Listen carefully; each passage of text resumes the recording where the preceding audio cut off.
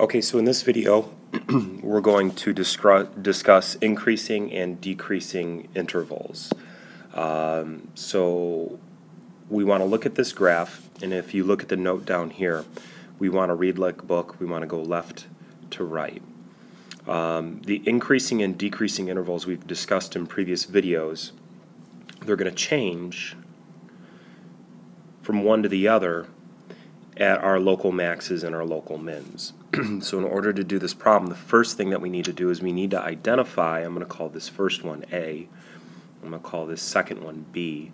We're going to have to find the local max and the local min first. So I would pause the video, get your calculator out, graph this, and we're going to round to the nearest hundredth.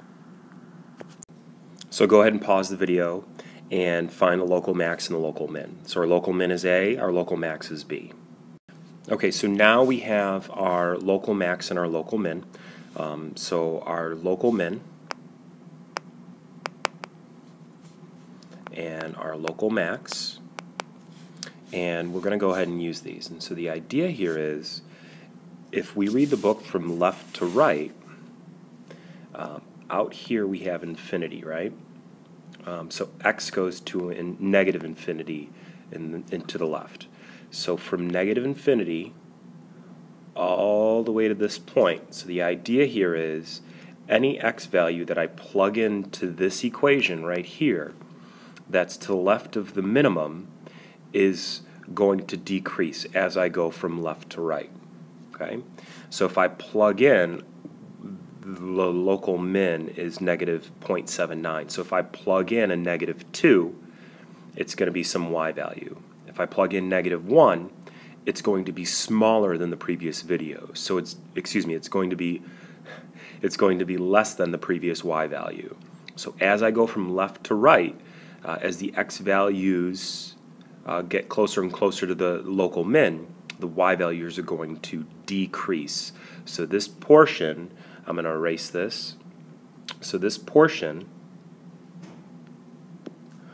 from negative infinity for x's all the way to the local min is decreasing. And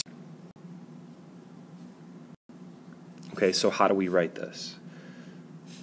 Okay, so we know it's a decreasing interval, and I know from negative infinity to the point A, we're going to be decreasing.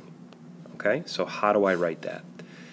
So this is just an expression just to kind of show you from negative infinity to that point. We use our x values, and we're going to use an equality.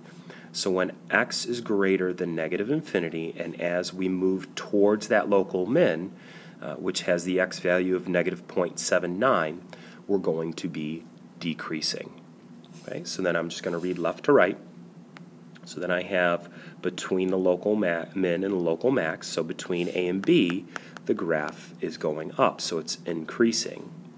So from A to B, we're going to be increasing. And so we use our x values to express that. So I know when x is between negative 0.79 and 2.12, the graph is going to increase. So then, finally, I'm going to look at the very last piece of the graph from B all the way, and it doesn't look like it, but as x increases, right, as x moves this way, it's going to go to positive infinity, and this purple or fuchsia, whatever color this is going to keep on moving out. It's going to move out slowly, but it's still going to move out, and it's going to move in a negative direction, so it's going to decrease. So we have one more decreasing interval, and that's going to go from the point B all the way to positive infinity. So how do we express that interval? So x is going to be between the x value for B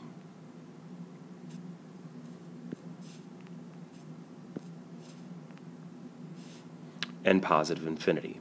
So these guys right here are increasing and decreasing intervals. So we have to look at each of the pieces individually, create an inequality for each one, and identify whether it's decreasing or increasing. So in this graph, we have 2 decreasing and 1 increasing, and it varies from graph to graph.